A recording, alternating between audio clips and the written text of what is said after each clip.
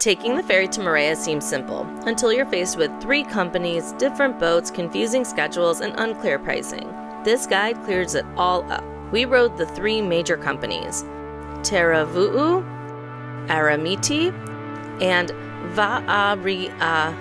I'm going to be using the first letter of each of these companies' names to identify them later.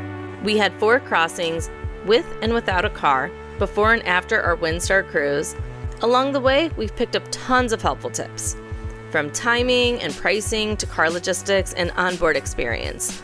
You'll get everything you need to make your trip smooth, including which ferry was our favorite and why. I'm Jo, your mid-range travel expert. If you love practical travel guides, like this and hit that subscribe button. It really supports the channel. And if you've taken any of these ferries, let us know in the comments. We started our trip with 3 days in Moorea, bringing a rental car over from Tahiti. And after our cruise, we returned for 1 more night, and this time without a car. That gave us the perfect opportunity to try all 3 ferry operators, again, with and without a car, at different times of the day. Let's break down the 3 ferry companies. They're all solid options, but depending on your needs, one might be a better fit. A is one of the most reliable established ferry companies and runs 2 different ferries. The Aremiti passenger-only ferry that takes about 30 to 35 minutes. We took the car ferry, although we were just passengers, no car. Everything from boarding to seating felt organized and comfortable. Just be aware both ferries are priced the same, even the slower one. The prices of the ferry are $2,030 XFP per person, and then if you did bring a car on, it's $54.40 XFP for a small car. This is a solid, reliable choice for multiple daily sailings. Just double check the ferry type. V is the slowest ferry. It takes about 55 minutes to about an hour. It's also the most cost effective, especially for walk-on passengers and round-trip bookings. Another bonus, V connects to other islands like Bora Bora, Raiatea, Huahin, so it's a great option if you're island hopping, or if Air Tahiti decides to go on strike again, then you need a backup plan. But check the schedule, because those ferry rides are long and not available daily. The prices for this ferry are $1,300 XFP one way, $2,500 XFP round trip, and about $4,000 XFP for a small car. A great choice if you're looking to save money, relax, and don't mind a longer crossing. T is known for its short 30 to 35 minute crossings. It's straightforward, no frills option. It's easy to navigate whether you're walking on or driving. We brought a car on board.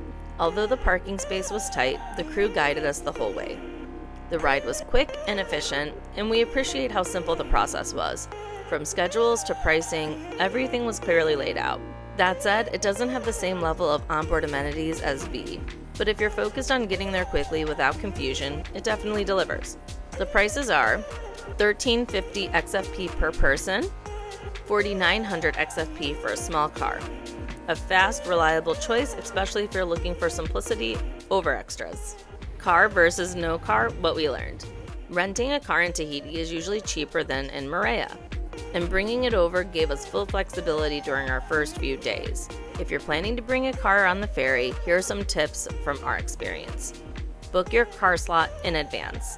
Slots fill up year-round, so especially if you're coming during busy season, book it even earlier. If you're landing in Tahiti and picking up a rental, plan at least for 3 hours from landing to reach the ferry terminal. We were the only flight that landed, and it still took us almost 2 hours to get through customs, pick up the car, and drive to the port.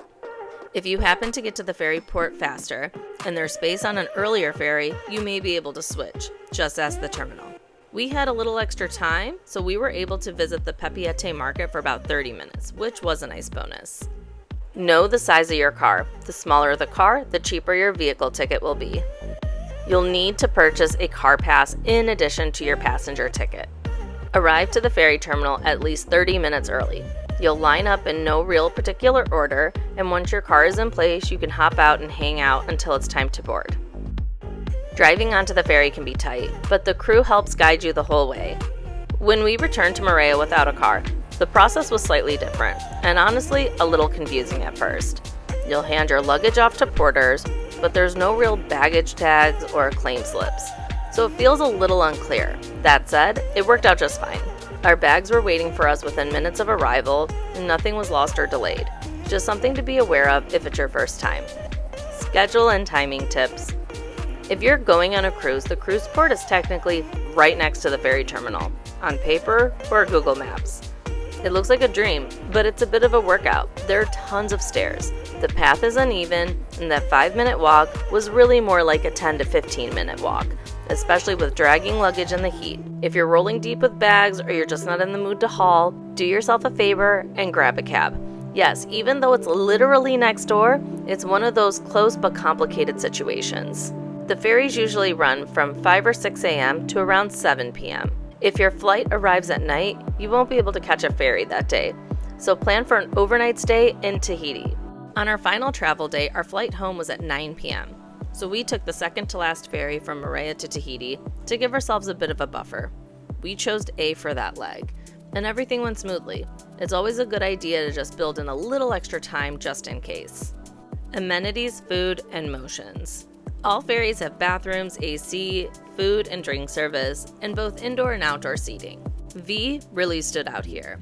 It had the most impressive food setup, more of a cafe than a snack bar. There was definitely great hot options. There was even a playroom for kids, which makes it a great option for families. A and T are more basic offerings, but they still cover the essentials for a quick snack or drink. And yes, there's beer available on every ferry for purchase. We also spotted dolphins on one of the rides, so definitely check out the outdoor decks. And a note, if you're prone to motion sickness, bring some medicine just in case. Some crossings can get bumpy. And remember, the bigger the ship, the less you'll feel it. So that might help you choose. So after 4 ferry rides, 2 with the car and 2 without, and all 3 companies tested, which one was your favorite? Which one would you choose? Let me know down in the comments. Our favorite was Terevau. It was fast, efficient, and most importantly, easy to understand. No confusion about the ferry types or travel times. The boarding process was smooth, whether we had a car or not. It offered a fair price, fast service, and reliable experience from start to finish. If your schedule lines up, we'd happily choose Terevau again.